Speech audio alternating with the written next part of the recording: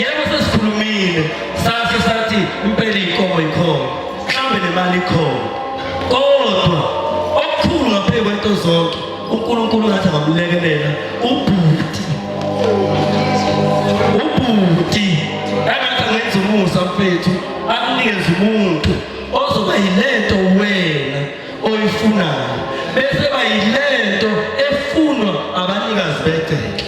ngoba uma engeyona lento efunwa abanikazi begceke umthandile wena wambone iyona yonke into uyothi uma ingena egcekeni emphiki esephakathi egcekeni sibuke sithi awuthoka abantu kanini baye siphandle abanikazi begceke bathi hhayi kuyena lo uyophambana nawe ngey'khathi zonke uyogcina wena omlande iy'nkubo wangibeka kini fule wena uzame u-understanda yena ukuze kuphileke kini wena ugcina kuphoqa manje ukuze abantu bangaboni ihlazo angigcine ngi-understanda nento engahambisani nayo ngenxa yokuthi ulwa namehla abantu kanti akuyena oyigceke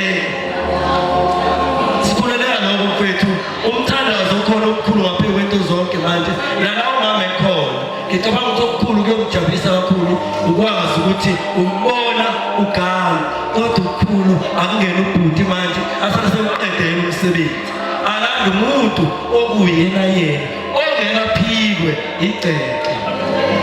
thina manje simbheka ngamehlo sithi yabona lo mfethu yabona lo akufana ngikuyeka konke ngibhekana naye kanti akakuyi